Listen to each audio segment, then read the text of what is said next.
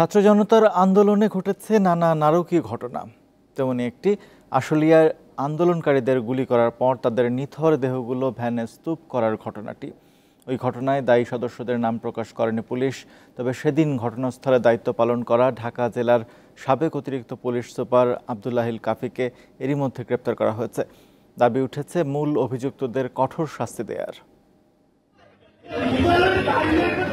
মাথায় পুলিশের হেলমেট, সাদা পোশাকের উপর পুলিশের ভেস্ট পরা এক ব্যক্তি আরেকজনের সহায়তায় নিথর এক যুবকের দুই হাত ধরে ভ্যানের উপর তুলছেন।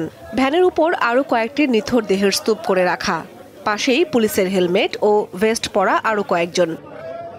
সামাজিক যোগাযোগ মাধ্যমে ছড়িয়ে পড়া এই ভিডিও চিত্র সাভারের আশুলিয়া থানা সংলগ্ন এলাকার। আর ঘটনাটি 5 আগস্টের, যেদিন গণ অভ্যুত্থানে শেখ হাসিনা দেশ ছেড়ে পালিয়ে যান। ওই ঘটনায় আলোচনায় আসে সোমবার গ্রেপ্তার হওয়া ঢাকা জেলার সাবেক অতিরিক্ত পুলিশ সুপার আবদুল্লাহিল কাফির নাম। সেখানে সেদিন দায়িত্বে ছিলেন তিনি। সাভারের যে দায়িত্বে ছিলেন পুলিশের এডিশনাল এসপি আবদুল্লাহিল কাফি, তার নেতৃত্বে পুলিশ গুলি ছুড়ে এবং সেই প্রায় 40টি স্প্লিন্টার ছড়াগুলি আমার শরীরের আগে। ওর মানি ব্যাগ, ওর আইডি কার্ড, ফোন এগুলা দেখে চিনতে পারছি এটা আমার স্বামী। আশুলিয়া থানার সামনে যে লাশগুলো পোড়ানো হয়েছিল তার মধ্য থেকে আমার ছেলের লাশ আমার শনাক্ত হয়েছিল ওর ভার্সিটির আইডি কার্ড দেখে। এছাড়াও গত 19 জুলাই সাভার বাজার বাসস্ট্যান্ড এলাকায় গুলিতে নিহত মিরপুর MISTর শিক্ষার্থী আসহাবুল ইয়ামিন হত্যা মামলার আসামি আবদুল্লাহিল কাফি। শুধু তাই নয়, জাহাঙ্গীরনগর বিশ্ববিদ্যালয় সাভার ও আশুলিয়ায় 15 জুলাই থেকে 5 আগস্ট পর্যন্ত ছাত্র জনতার উপর পুলিশের হামলার ঘটনার নেতৃত্বেও ছিলেন এই পুলিশ সদস্য। আমাদের শিক্ষার্থীদের উপরে নির্মমভাবে হামলা চালায়। এই হামলার যে মাস্টারমাইন্ড, এই হামলার যে নেতৃত্বে ছিলেন ঢাকা জেলার সাবেক পুলিশ সুপার আবদুল্লাহিল কাফি।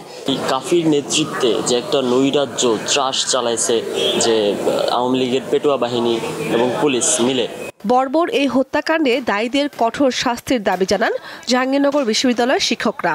যে পুলিশ বাহিনী ছিল আমরা শুনেছি, সেখানেও নেতৃত্বে ছিলেন আবদুল্লাহিল কাফি।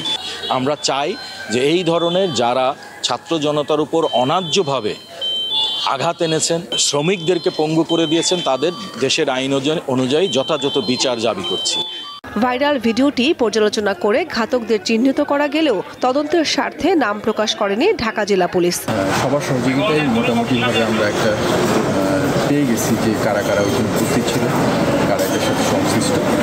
তো আমাদের পরবর্তী পদক্ষেপগুলো নেওয়ার জন্য আমরা এখন নামগুলো ডিসক্লোজ করছি না। বৈষম্য বিরোধী ছাত্র আন্দোলনে সাভার ও আশুলিয়ায় পুলিশের গুলিতে নিহত হন অন্তত 75 জন, আর গুলিবিদ্ধ হয়ে হাসপাতালে চিকিৎসা নিয়েছেন 4.5 শতাধিক ব্যক্তি।